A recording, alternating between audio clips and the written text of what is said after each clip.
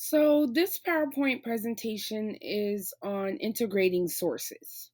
So, three ways that we do that is we do it by paraphrasing, summarizing, quoting. Okay. I'm also going to touch a little bit on how to avoid plagiarism.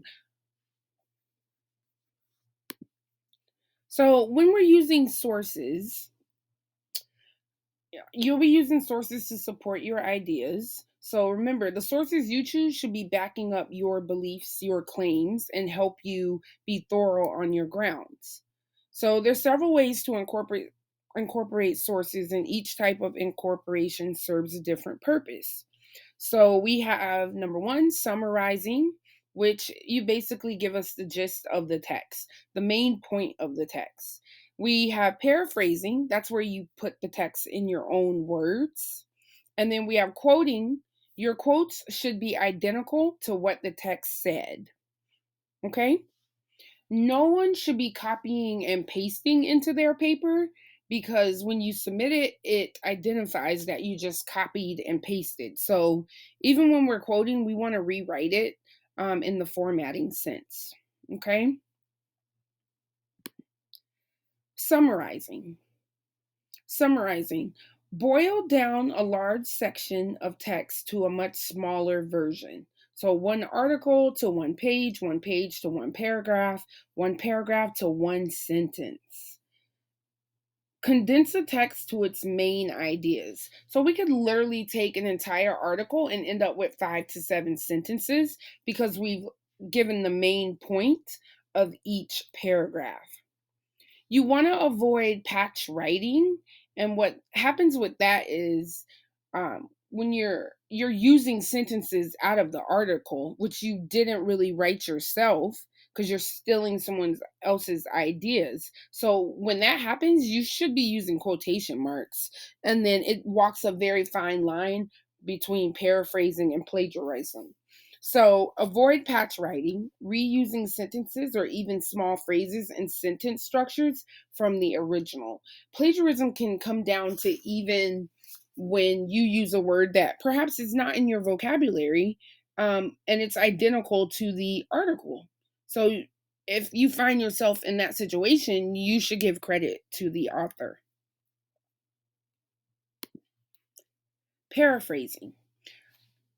When paraphrasing, keep the length and detail of the original passage. Rewrite the entire passage in your own words. Avoid patch writing.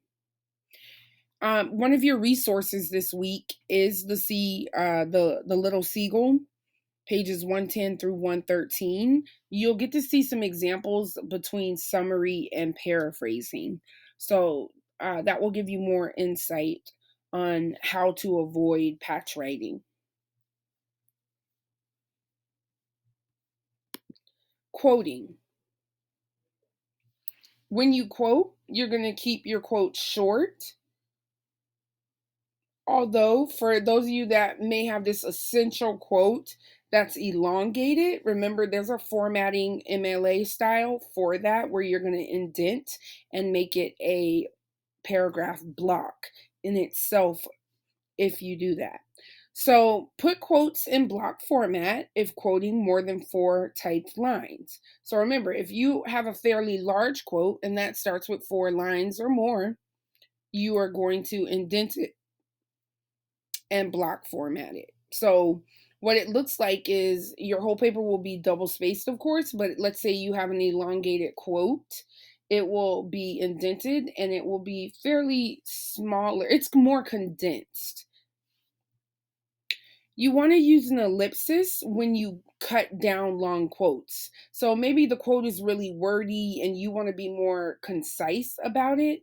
You can use the ellipsis, the dot, dot, dot, or the period, period, period, and omit some of those words. It's perfectly fine, but just make sure when you do it that the sentences before and after the ellipsis are streamed together very well, like they don't break the thought up.